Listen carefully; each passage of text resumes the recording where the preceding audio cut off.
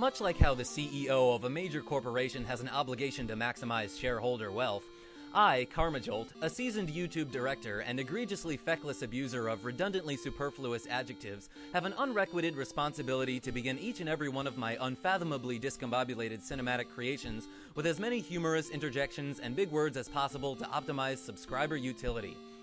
Due to the overwhelming demand for ridiculous gimmicks and unreasonably high-quality humor, my bi-weekly agenda has come to require a colossal amount of effort far greater than that which can be accomplished by one man alone. Therefore, I feel that it is in the best interest of the organization to enlist the services of a part-time assistant who is nearly as intelligent, funny, and beautiful as I. But here's the catch, folks. She's a babe. You may be thinking to yourself, KarmaJolt, I now have serious reservations about the caliber of future LFP productions. It was my assumption that your purpose for acquiring female staff members was to promote crass remarks that borderline sexual harassment and for gratuitous partial nudity. I am now genuinely concerned with the viability of your brand and would appreciate a full refund on my investment. However, I can personally assure you that we have already spent your entire contribution on fruit roll-ups and cheese.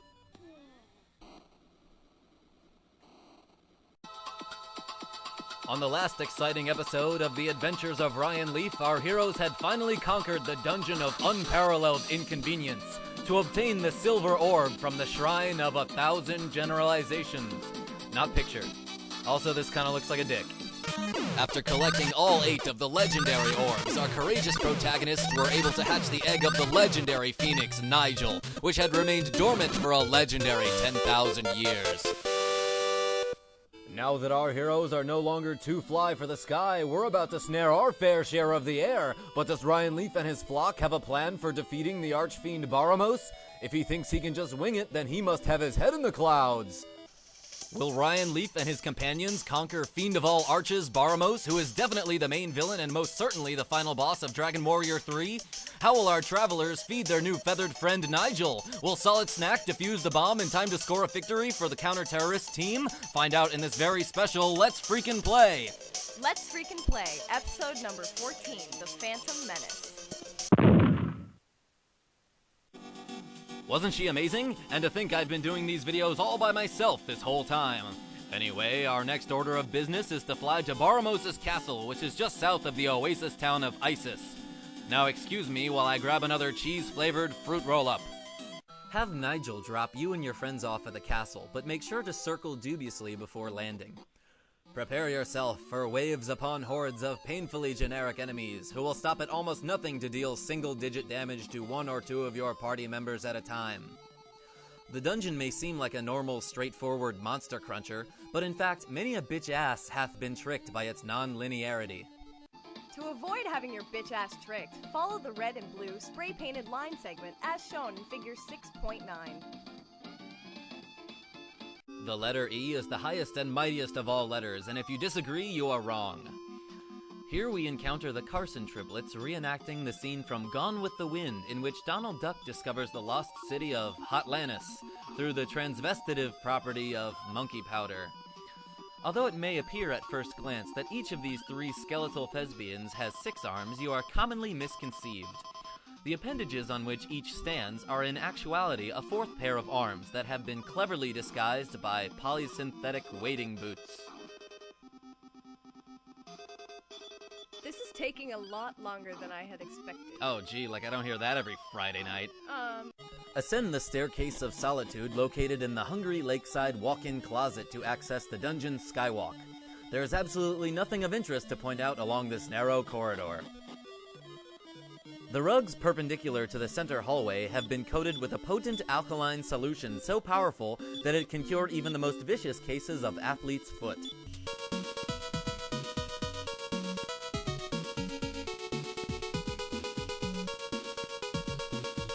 But since it would be improper to tread dirt on a neighbor's carpet, we shall guardeth thy step. Jump down these stairs on the left-hand side of the screen to access the dungeon's underground skywalk. Do you want me to laugh? Yeah. Nope. You missed it. Alright, take care. Walk straight down the hallway to the staircase labeled 4. Oh, it's so nice to have help. I would have had no idea what to say in a situation like that. I probably would have tried to make a really bad joke. Not that any of you guys ever seem to get bored of bad jokes. The inaccessible area to the right contains 3 open treasure chests. I sneakily procured their contents quite some time ago without anyone knowing because I snuck in at night. Among the treasures I so craftily pinched was a demon axe, which happens to be the most powerful weapon that a soldier can equip thus far. Man, I'm sure glad I didn't get caught. Oh balls, the security cameras caught me. Well, I ain't putting that shit back. Follow your nose to another staircase that leads to only one other staircase. I think we can skip showing a map on this one. But what the hell, why not? Here is the judicial courtroom of Baramos' castle. This man died of a heat stroke as he was being grilled on the witness stand. Notice that his chair is still on fire. Some people just can't handle the hot seat. Get ready for what will probably be the best battle in the entire game. That's right, gays and dolls, our courageous party shall match wits and slap dicks with Baramos, the archfiend. You can tell how pumped he is for this battle by how much smack he talks. I bet he learned how to do that from Yahoo Fantasy Football. Thou wilt surely be dead, for Baramos will feast on thine innards, which is the only way to kill someone for sure without a chance of that person's resurrection. And with the flick of a wrist, it's on like Donkey Kong. Be aware that this haggardly villain is much more agile than he appears. He can attack twice in one turn, which is once more than normal. His arsenal of attacks includes breathing flames, punching, nail-biting, and self-destructing, along with a few cupcake spells. The most obvious strategy would be to run around in circles to try to grab his tail. The worst possible strategy would be to increase our damage output with offensive support spells, which is exactly how Ric Flair and Dr. Laura have coordinated this battle. Make sure to keep your party members alive, because keeping them dead wouldn't make any sense at all. I shall make this battle as anticlimactic as possible because I no longer feel like thinking up funny thoughts with which to script this fight. On a completely unrelated tangent, I apologize for being naked. I would have put on a shirt, but, make sure to check the spot where Baramos was standing to make sure that he's actually gone and not just hiding under that pyramid pillar thing. Return back outside to find that your bird flew away because you stopped feeding him a long time ago. Oh well, let's go back home to be greeted like a champion. Why did the girl fall off the swings? Because she didn't have arms. I'm really fucking tired of making these videos, so... Return home to find your mom cleaning your room. She's still a babe, and ignore your grandfather. Return to the Castle of Aliahan to see the king. Don't talk to the guard on the right, he's a douche. The king awaits anxiously for the return of our heroes, and we shall be pleasantly surprised with a delicious cake. Happy birthday, Ryan Leaf. The party has achieved the high score in defeating the archfiend Baramos, and our names will be listed on the national list of world records.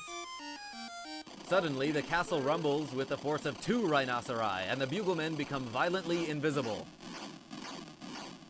From out of everywhere in particular, a rather airy voice is ignored. It is Zoma, the master archfiend, who is addressed by the name Dark Angel X69 on his Guild Wars forum.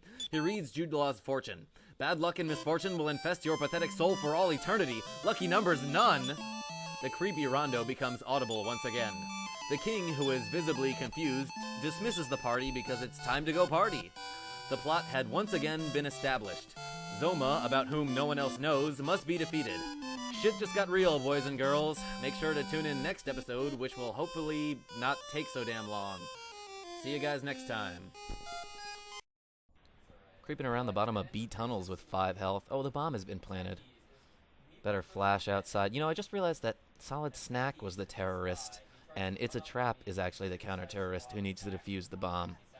You like the UMP, you got a little Will Smith action going on. Oh, what a dick.